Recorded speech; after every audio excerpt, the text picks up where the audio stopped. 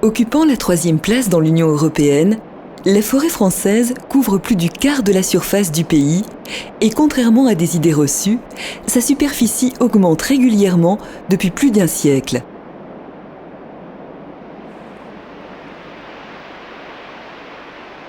Les espaces boisés qui s'étendaient sur 11 millions d'hectares en 1945 en occupent aujourd'hui plus de 16 millions.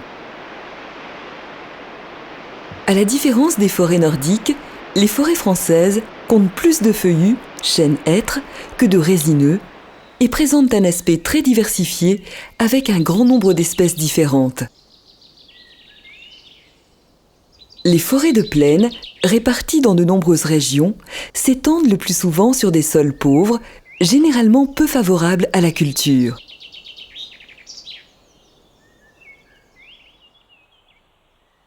C'est le cas par exemple de la forêt de Fontainebleau, en Île-de-France, qui pousse sur une couche de sable.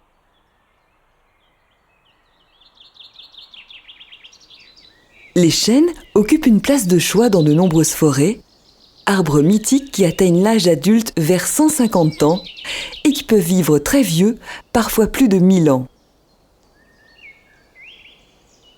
Ils fournissent un bois de grande valeur, très recherché pour ses qualités techniques et esthétiques. Autre essence très appréciée, les hêtres constituent de superbes futaies aux sous-bois éclairés d'une lumière diffuse et douce. Le hêtre, que les forestiers appellent le faillard, est un arbre qui réclame beaucoup d'eau pour sa croissance. Son bois homogène et dur se travaille bien et est largement utilisé en menuiserie.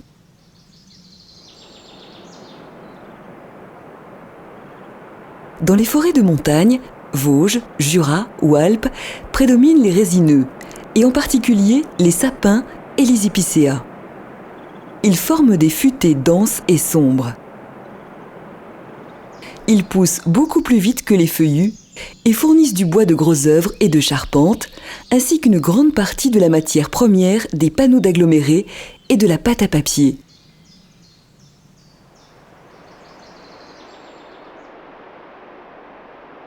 Très différente des futaies, la forêt méditerranéenne possède des arbres aux feuilles coriaces et persistantes, avec en particulier plusieurs variétés de chênes et de pins.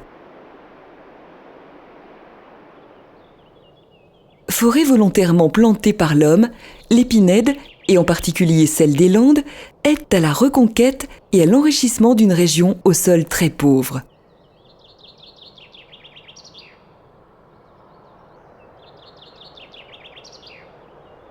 Indépendamment des forêts, la production de bois est également assurée par des plantations particulières, comme les peupleraies installées au bord des cours d'eau et dans des zones marécageuses ou inondables.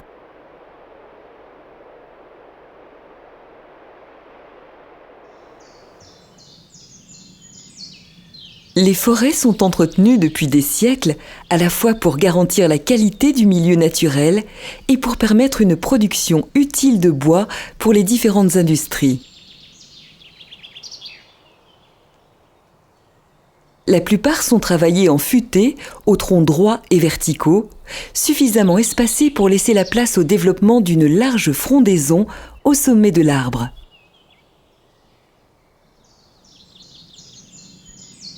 Avant la coupe définitive d'une parcelle, il faut prévoir la régénération, le plus souvent sous forme de semis spontanés. Les graines peuvent aussi être récoltées et plantées dans des pépinières et les jeunes arbres transplantés.